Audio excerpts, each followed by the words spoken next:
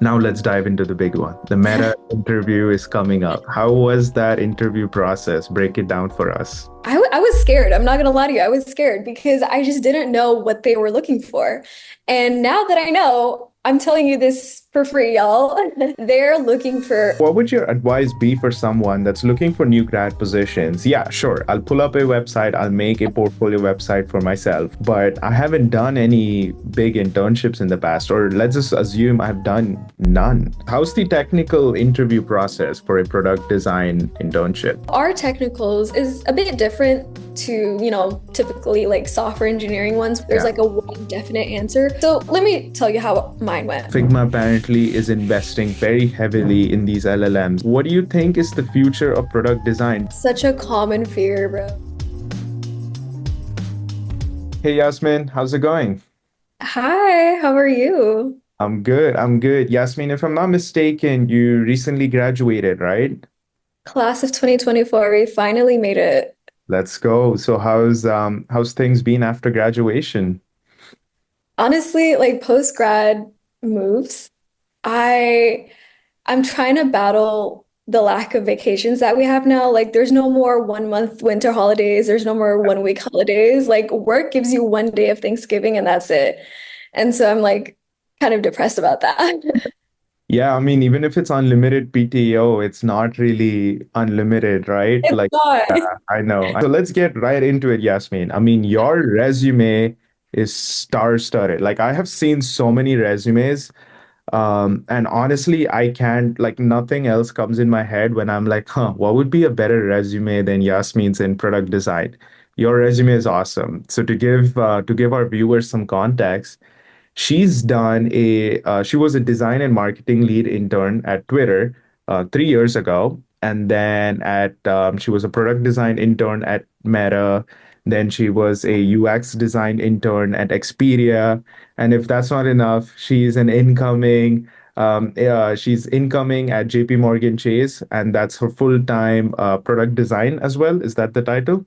hmm Okay, awesome. We have to dive deeper into this. We have to know what's your how do you get so successful? So let's start all the way from the beginning with Twitter. Yeah. Um, how was that interview process, Yasmin? Like before, or rather before interview, what was the pre-interview process? Mm. That's a good question. Honestly, you're gassing me up too much. I feel like my ego's a little bit big now. But okay, so let's talk about Twitter when it was still called Twitter and Yeah. not X. So the pre-interview process, I'm not gonna lie to you, I don't even remember much about it. So my key thing is I always be stalking recruiters on LinkedIn. And there's this one specific recruiter from Twitter that I was following at the time who posted this application about like this sort of boot camp. And it's called Early Bird Scholars like boot camp. Mind you, I was a freshman in college. Bro, like Twitter was not never thought I could like achieve or get into that sort of position. But like whenever you apply, it's like you gotta shoot your shot. Like if you get rejected, okay, just put your head down and apply to the next. So that's what I kind of did. I low-key just applied to the LinkedIn posting and I just hope for the best. Okay, awesome. Were you applying to any other positions, or was it just this one? Oh yeah, I was grinding. I don't know why as a freshman I had that mindset that I was gonna land an internship. Like that was my main like focus because I really had opportunities to do summer school, do a minor. Like there was a lot of avenues that I could have done, but I was like, I'm gonna put all of my eggs in the internship basket and just see where I ended up. So I did apply to a couple of internships, but they were mainly like boot camps, internships, or apprenticeships. Like it was just a whole mix of things. Got it, got it. So was this like an externship, an apprenticeship, or was this a full-on internship, this one at Twitter? This specific program was not a full-on internship. It was like a boot camp, I would say. Got it. Um, kind of similar to a hackathon. You go into a group, you fix a problem, and you present to like stakeholders at the end. So next up, after Twitter, you were at Meta. How did you land that internship? Was it much easier now that you had Twitter on your belt, or same amount of struggle almost? I think the stakes just went higher because I had an experience on my resume. Yeah. Um, a lot of times when you're sending in your resume to these recruiters and you're applying to these programs, they get spammed with a lot of applications because people are just like, okay, like I have so much like experiences, but they're not even relevant to the internship. Let me just apply. So they're really looking for someone that actually fits the requirements. For example, this one was a product design internship, and they wanted designers, and you had a bunch of students from finance, from like different backgrounds that were applying that weren't necessarily like part of the requirements. Like, you had to learn how to do Figma, you had to have these like technical skills that some people didn't have. And so I felt like I had some sort of like skills that was, worth applying for. Twitter really gave me a lot of experience in Figma. They gave me experience in like being a design leader and, learning what it is to be a UX designer. So I did give them that, props. So when I applied, honestly, I did feel a little bit more like at ease because I knew that, I had something to talk about during these interviews, which was my Twitter experience. But yeah, so I felt like before going into the application and putting in my resume, I was like, yeah, you know what? You're gonna have this resume and we'll see if I even get a call back. Because again, I was a sophomore at that time. I did not feel confident enough Yeah. to like land a position at Meta. Yeah. Yeah. Makes sense. Makes sense. Um, Before Meta, how many companies did you apply to as a second year? Was it hundreds, if you think? No, actually, it wasn't. I think it was like 50, which to me seems a lot. But now that I think about it, when I was applying to my full-time job, I applied to like 150 jobs. So not as much as a full-time job. But to me as a sophomore, I was like, bro, I applied to 50 companies. I have to get at least one interview. Okay. And how many interviews were you getting? Do you remember? I can't give you a specific number, but I'm pretty sure I went into a couple. Okay, first of all, I got a bunch of higher views, and to this day, higher views are the bane of my existence Yeah. because I cannot for the life of me do a 2-minute video and then re-record it, realize that I messed up, deleted it. It's so annoying. But yeah, I got a bunch of higher views. I got a bunch of like design practice, like take-home challenges. But for the actual second round, like proper one-on-one interviews, I think I got like four, which to me seems like a lot because the ghosting rate to the Yeah. interview rate was very, very high. Okay, okay. I mean, I do want to talk about higher view, but before we get into that, I wanted to ask, these approximately 50 companies that you applied to, was it through referrals or was it just regular applying?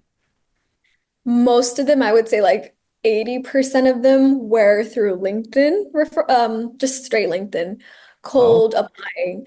okay. I did have a couple of like mentors that, I got in contact with throughout college. I was using this platform called ADP List, which for designers, it's an amazing resource to get in contact with all of these like incredible, design industry leaders.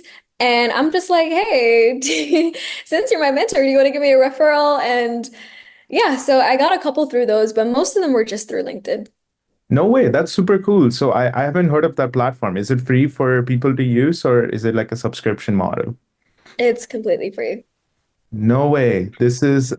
I'm not sure how familiar this tool is for product designers, but wow. Okay. So you got like a couple of referrals from this program in addition to them actually mentoring you. Oh yeah. And and I don't want mentorship to be a transactional thing. Yeah. So I had like these mentors, like I was talking to them for a couple of months before even considering, getting a referral because at the end of the day, it's like I valued a lot of what their experience was like. I had a mentor who was like showing me how to use LinkedIn. She was the first person that introduced me to LinkedIn when I was a freshman in college. And so, like, these mentors really just helped me throughout college. And so when it came time to application season, I was like, wait a second, you want to add it to another favor? And they were more than happy to do so. So that was great. Okay, awesome, awesome. So now before I get into the interview process for Meta, I wanted to ask, why do you think Meta gave you an interview? Is it solely your Twitter experience, or do you think you put something else on your resume that could have struck out to them? That's a really good question. I think that my entire goal with any company, any project, anything that I work on is to really like highlight the human interaction, like the human connection when it comes to projects. So for example, you know, I did this one program. It's called Code with Clossy. It's basically like a coding boot camp for girls 13 through 18. And so one of the projects that I did on that experience was teaching girls and mentoring girls and creating an app for girls in this sort of demographic. And how to like get into tech. So basically, this app was a resource for them, right? And so that was one of the experiences that I highlighted on my resume. You know, with Twitter, it was like, how can we bring diverse voices onto the platform? So in each experience, I really talked about how this wasn't just a design project that wasn't making a button look good, you know, like this was really impacting the communities. And so hopefully that was something that Meta saw and was like, okay, she's actually like trying to like make a difference. And even till now, like anything that I work on, I'm like, who's this really serving? You know, and how can we help them instead of, oh, you know, what is the best visual placement of this icon or whatever, you know what I mean? That's very interesting because if I'm not mistaken, the team that you were working for in Meta was social impact, right? And then you were Exactly. doing social impact with these projects. So Exactly. so people would assume maybe it was just your pure Twitter experience, but it could have actually been this. So that's a great advice for people out there is even if it's not some fancy big tech company experience, even if it's just like a side project, like a community service, as long as you're really focusing on the user and then saying this is what we develop, not just like some button and background color change, Mhm. you never know, a company could pick it up. So that's an interesting insight over there. Um, Absolutely. Now let's dive into the big one. The Meta interview is coming up. Interview. Okay, I'm ready. How was that interview process? Break it down for us. Oh. I'm telling, okay, so let me preface this, and if people don't know, I am the biggest introvert known to mankind. I will, if you tell me to like do some public speaking, I will not, I will find an excuse. Sorry, my car broke down. So interviews are definitely like my weak spot, like the weakest link, because it's really hard to know that, you know, like you're talking to this big senior designer at Meta and not feel imposter syndrome. And I was feeling imposter syndrome since I even applied, right? So when I actually got the call, mind you, I was in like math class, by the way. I was in math class and like they gave me like a call and they're like, hey, do you want to set up an interview? And I was like, oh, for real? So Awesome. yeah, So first was a recruiter phone call. recruiter phone call. Yeah. The first stage was a behavioral sort of interview. And if you don't know what that means, it's basically questions like, you know, what's your biggest strength and weakness? Like, what are you most passionate about? You know, like those very basic interview-esque questions. So that was the first interview. And I honestly had I was scared. I'm not gonna lie to you. I was scared because I just didn't know what they were looking for. And now that I know, I'm telling you this for free, y'all.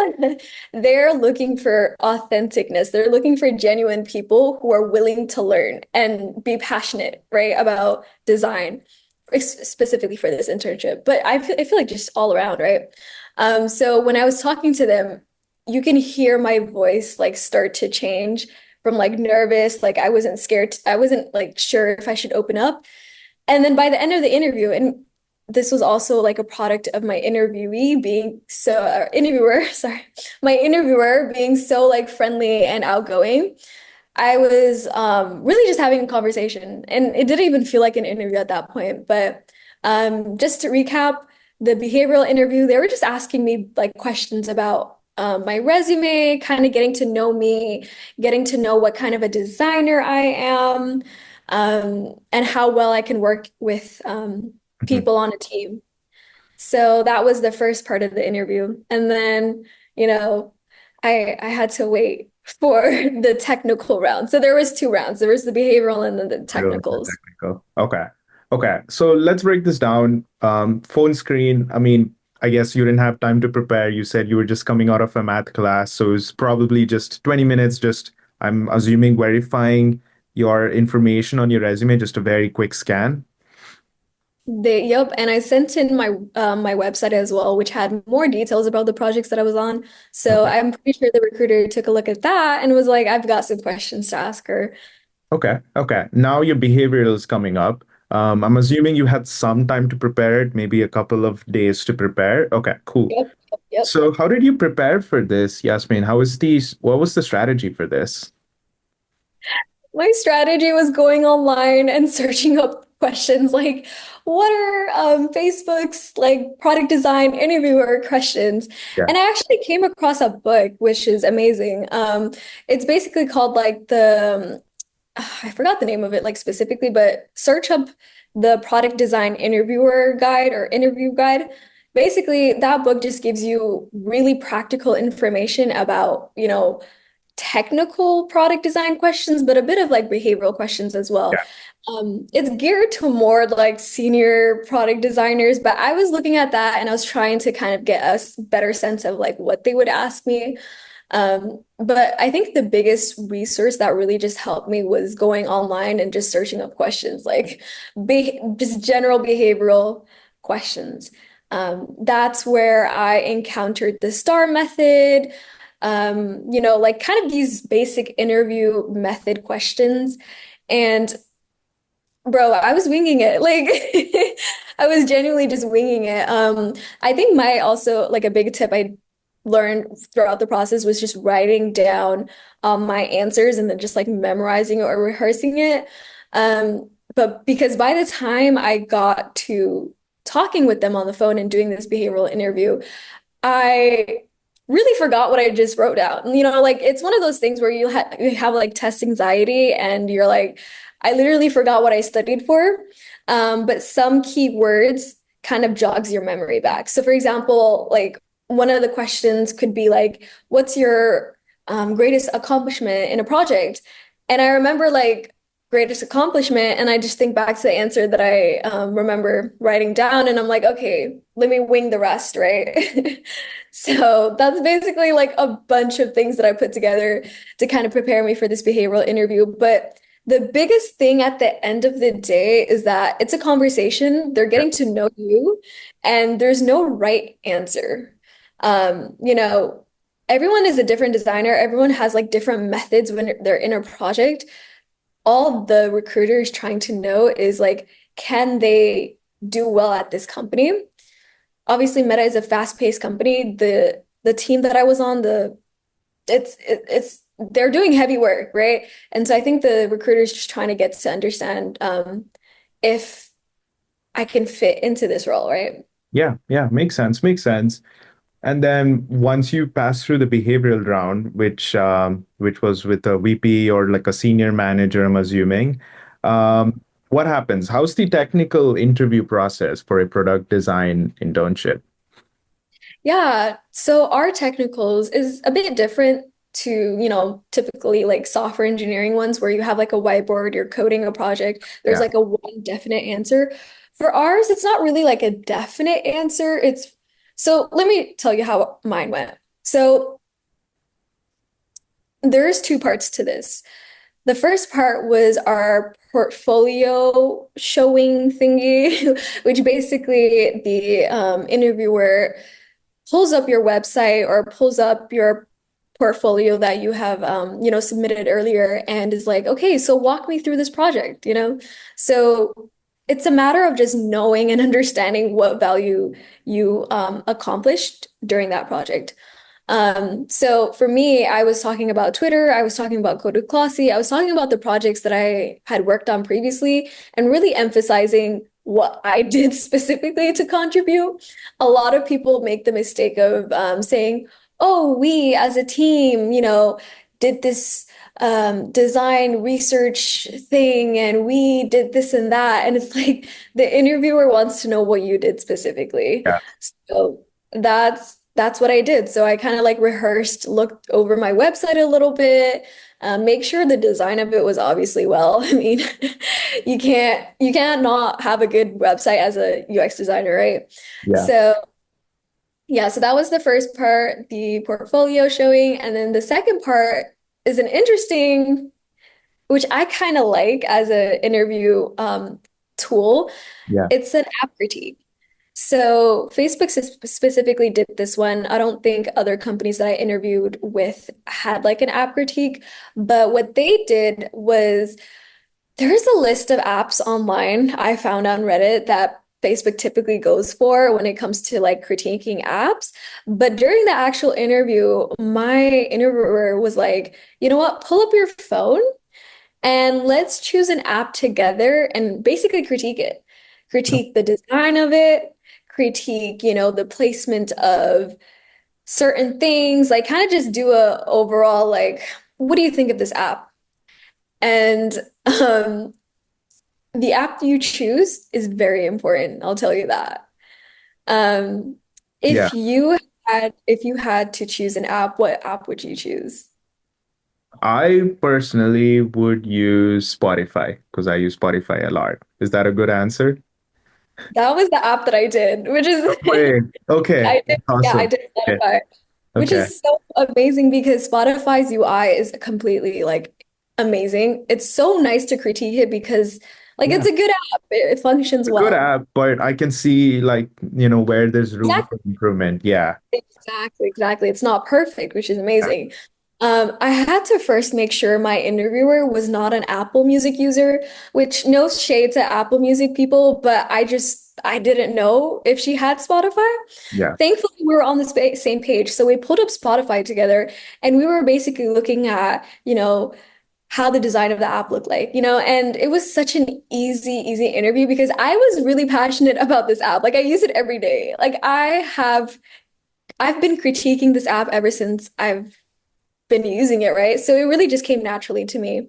But, some people might do a app that they're not as comfortable with, which makes the interview like 10 times worse, right? So if you're in this position right now and you have to do an app critique, bro, do an app that you use every day, whether it's good or bad. Because that way, like the interviewer can see your thought process, they can see how well you can pick up on small things, how well you can think outside the box. Um, so yeah, so that was basically the technical interview. It was the portfolio and it was this app critique. Yeah. And yeah. Got it, got it. So in the app critique, what's a good critique? Is it like, oh, I don't like the size of this button or the shape of this button, or is it more high level, like this feature should be this, this is how you can simplify this for a user? Like what kind of examples were you giving? So one specific example was, do you know like the albums, Yeah, specific albums, like your top mixes, and it's like a bunch of albums in a horizontal scrolling thingy. yeah, So I had a critique on that. I was like, if I'm on this app and I'm trying to just look for a specific like album and I don't want to like look through and scroll through like numerous like rows of albums. I'm like, why don't we turn this into like a grid format and then have like a see more button? And I was just kind of giving examples of other layouts and other methods that this exact result could be achieved, right? And so a good critique is really thinking outside of the box.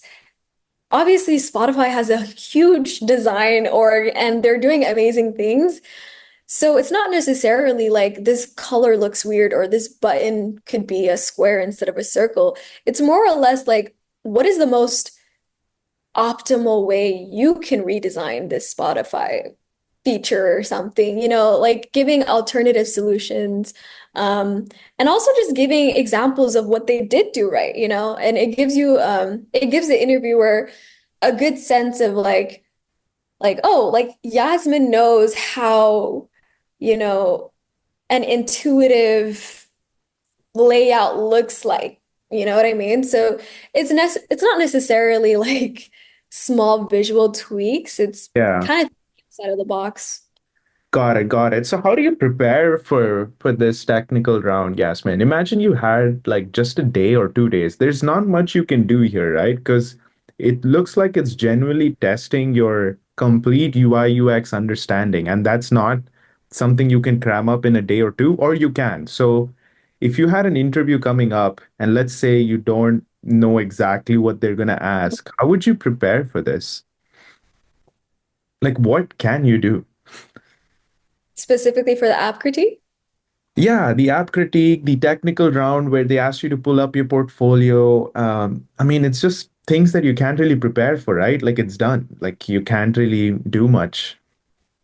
Yes and no. I mean, yes, well, because, knowing me, I take 6 months plus to do my website.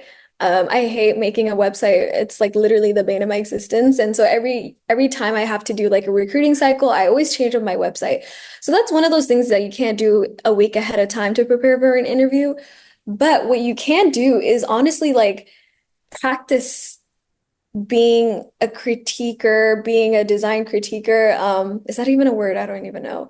But like practice doing that. Like if you have an app that you use constantly, Google Maps, for example, like being able to spot, what you can improve on the app, what design, like what features you could add. Um, Also Figma, you know what I mean? Like making mock like Redesign. design Yeah. apps, Yeah. Yeah. just doing your little Figma because maybe Facebook could change up this year, and they can do like a design practice instead of an app critique. Like, you never know what their interview methods might be each year, but I would say if you had a couple of days and if you're a procrastinator like me to prepare for this interview, can just do what you're doing already. If you're on your morning commute and you're on like Apple Podcasts, how pretend to sketch up the pretend to sketch up the app itself, right? Sketch it up, do a little wireframe, and pretend you're adding a new feature on it. You know what I mean? Do these little like design practices, exercises, and just like exercise that muscle, right?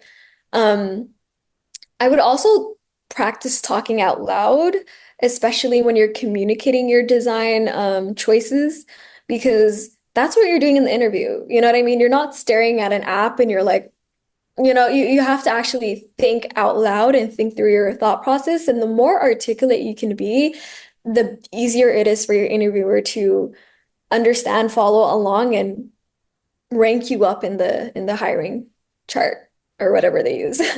That's interesting. No, no, completely makes sense. I really liked your advice on, keep flexing those muscles, keep practicing that design muscle in your head, and you never know. It might come use for some particular interview.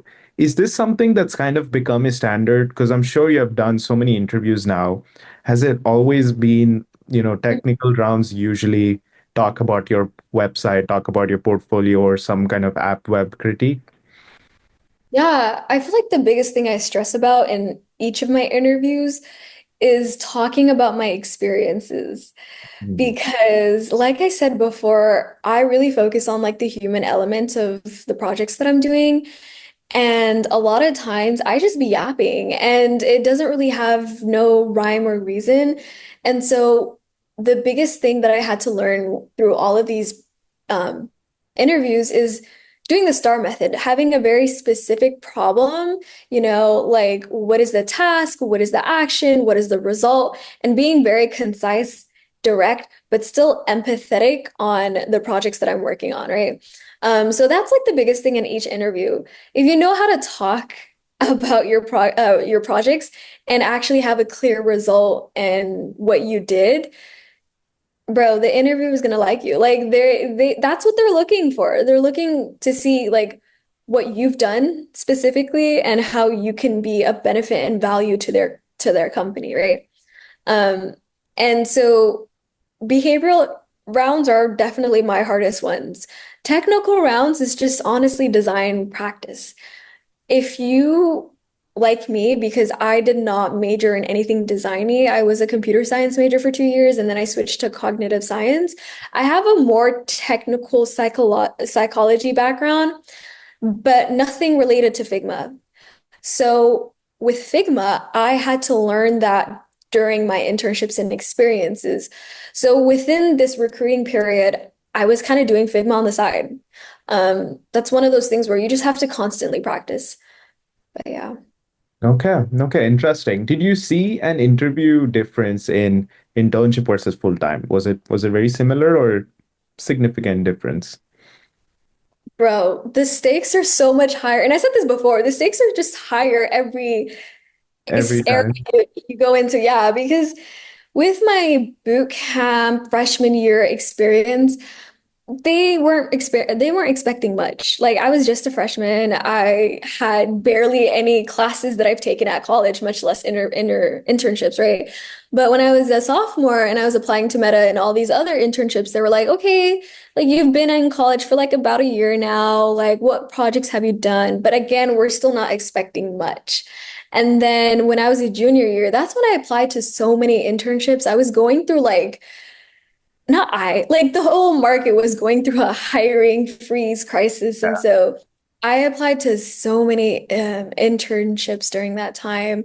And the stakes was just so high because everyone was applying, everyone was trying to find an internship. And so you really had to learn how to make yourself stand out.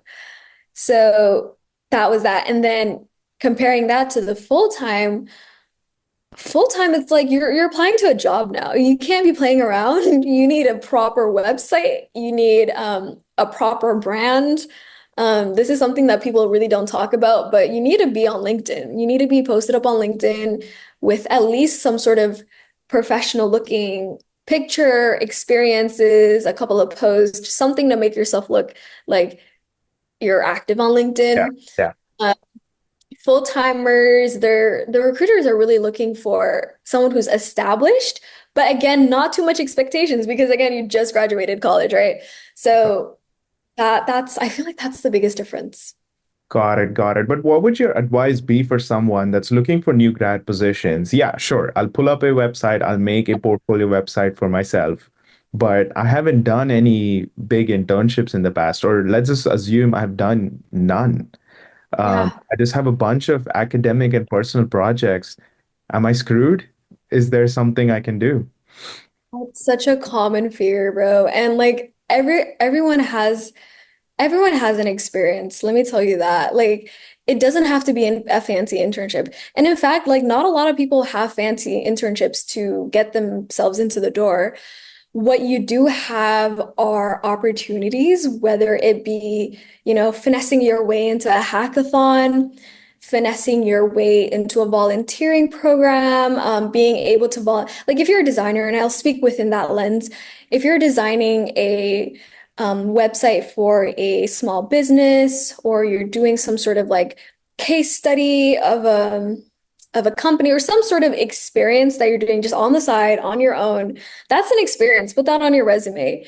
If you're in a class project and you're doing a like thesis or something, thinking senior year, um, that's an experience.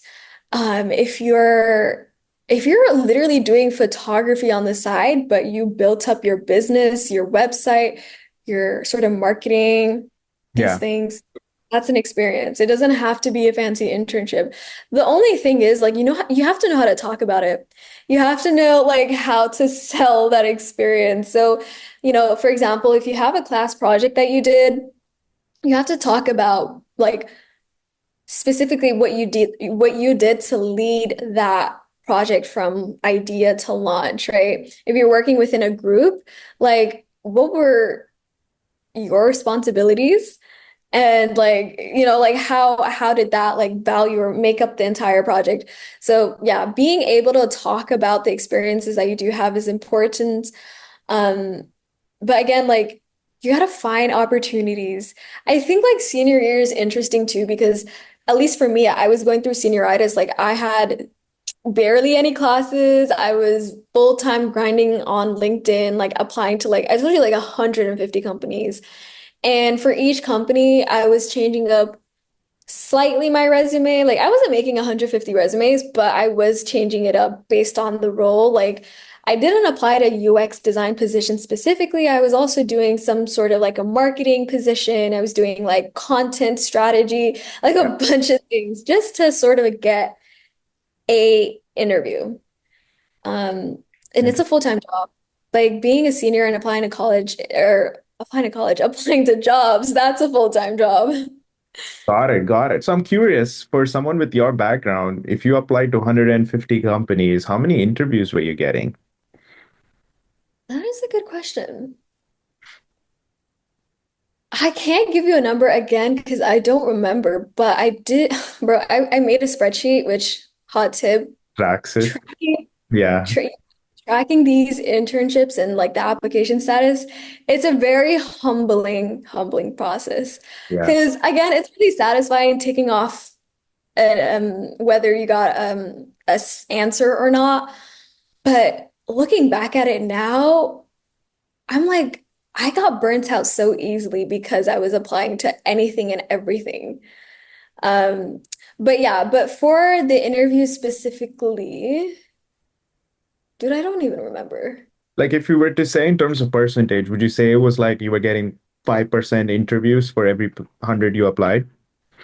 No, I think I was getting like a little bit more than that. I would say like Like 10. 80%. Bro, I wish. Like 10-ish%. 10%. Yes, I know for sure though, like the rate of higher views did was crazy. Which again, bane of my existence pretty much don't like it, but it's necessary. And I count that on my spreadsheet as an interview, so maybe that Okay. might not. Okay. Okay. Awesome. So let's take a step back. Let's kind of do like a summary of what you said. Essentially, you were saying even if you don't have these fancy big name companies on your resume, you can still build your experience. And that doesn't have to be an internship. It could be the academic, could be the self projects that you made, as long as you know your stuff and you know how to sell it. So whether that's in your interviews, that's on your LinkedIn, whatever it is, you are clearly able to describe what you have done and what your strategy was for that. So that's Mhm. cool.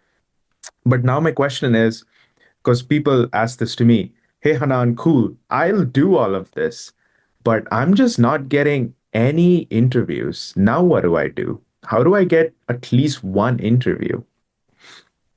That's a good question because competition is hard. Yeah. Like these recruiters are getting thousands of applications. And honestly, like I'm in the same boat. I remember I was applying to this one FANG company that shall not be named, Okay. but it's a FANG company, and I had a mentor that actually, helped me get a referral. So they had this application open up within the first like 2 days. They like had like at least like 200-ish, like in the hundreds like applications. And it was like growing because it was an entry level UX design new grad position, very in demand. And I was like, I have a mentor here. She can give me a referral. That's a way that I can stand out. But unfortunately, like it wasn't. And I'll be real with you. I think like we don't know what recruiters are looking for specifically. And even if you do have a referral, Sometimes, maybe for other companies, but specifically for this one, it did not work out. So I had to like change gears. I had to figure out a way to make myself stand out and against all of these other applicants, right? So again, I was on LinkedIn. I was trying to make my brand a little bit more noticeable. Really, if you have example case studies or like little projects that you do on the side, give a little snippet on LinkedIn. Like, hey, this is a project that I'm working on. Hopefully it lands on the right set of eyes Yeah. and a recruiter sees that. You know, it's really hard to stand out, but just make sure your resume and your personal brand is as top tier as it can be. And what I mean by that is like, number one, like make sure your resume is looked at by like hundreds of people. Like you cannot afford to have any like grammar mistakes, any like very vague descriptions on your resume. Just make sure it's top tier. I mean, we have ChatGPT now. Like there's so many like resources just to make your resume a little bit more polished. But aside from that too, like make sure you have like a solid resume because when a recruiter looks at your resume, they click on the links, they click on the portfolio, they see the activities that you're doing Yeah. for these like companies, and then they make a decision right then and there. I don't think it takes long for a recruiter to say, hey, yes or no to these resumes. Um, but yeah, and that I think that's the biggest sort of tip. It's hard. I'm gonna lie to you. I'm not gonna I'm gonna lie to you. I'm not gonna lie to you. I'm not gonna lie to you. It's hard. Like you get burnt out really quickly. So for that, I would say like have a passion project on the side. Like I love photography. I was doing that because it gave me a sense of achievement, satisfaction. When I kept getting these rejection emails on in my inbox. So, yeah, taking your head outside of the spreadsheet and the job hunt and just taking some time to yourself, it's important because this is a stressful time right now. I feel like August to like November, maybe even December, it's worst peak application season. Yeah. Yeah. Yeah, that's interesting. So essentially, what you're saying is the infrastructure is your resume, your portfolio. Like we just assuming that's God tier. That has to be amazing. But in addition to this, what you're also suggesting is make sure you're having a brand on LinkedIn, which I like a lot as well. And that's exactly what happened with me at Intern Guys, actually. Mm, I couldn't find an internship, sort of my spite. I made an internship website, but then I was very vocal about it. I was building in public, and then that's how I got my internship at Tesla. They kind of reached out to me and they offered me an internship. exactly. So I think that rule is that tip is awesome because it kind of applies to many positions. Like if you're a marketing, if you're looking for marketing, then just make a TikTok account, try to get Yeah, 100,000 followers. If you have 100,000 followers, a million followers, you've kind of made a brand yourself. Worst case, your side project turns into a business, turns into you're a full-time exactly. UGC creator now. Same thing with Exactly. software, same thing with UI UX. So that's awesome advice. Now, you mentioned ChatGPT, and that's an interesting topic.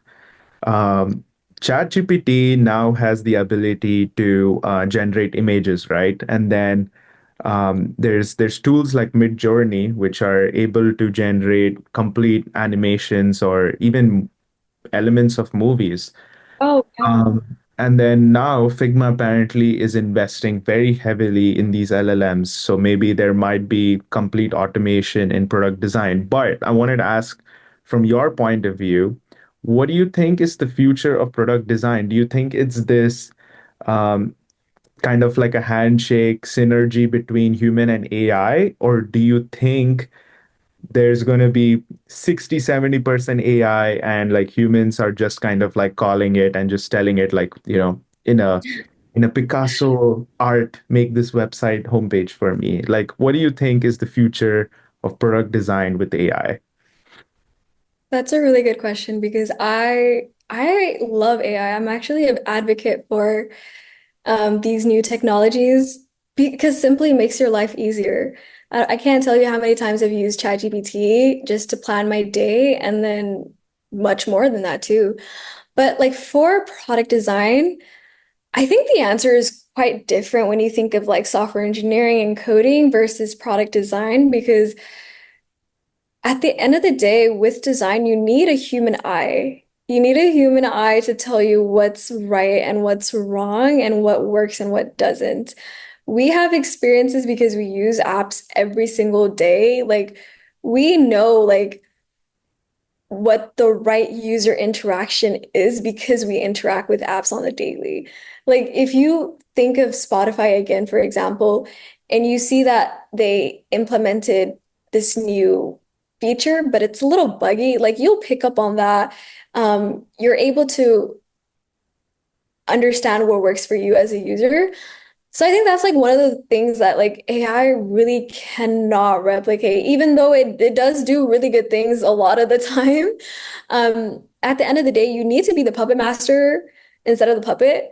And so for ChatGPT or for honestly any AI, like Figma is doing amazing work with having these new tools that simplify the design process. Like even now at my current job, like I updated to the new Figma software and like it's like the little things like layering the naming the layers automatically or having like these tools that just make design just easier. But at the end of the day, I'm the one who's designing. I'm the one that knows which flow is better for the user. And so I feel like that's something that we really cannot replicate. But again, like I love these tools that are coming out though. Like I love, Dolly and Midjourney and these tools because it gives you possibilities. You can use it as a starter. You can be like, hey, does give me a template of a website for a dog walking service or something. It'll give you a template, but at the end of the day, you can't run with that template. You have to be able to switch it up, change it, like be able to put that human element into that template. And yeah, so we're definitely buddy buddies, but we're not. We have to keep a little distance.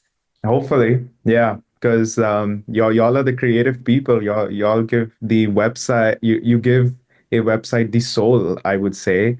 So hopefully it doesn't just become complete chat GPT like how coding has become now. That's cool. So I guess with that note, let's officially end. Thank you so much for attending this.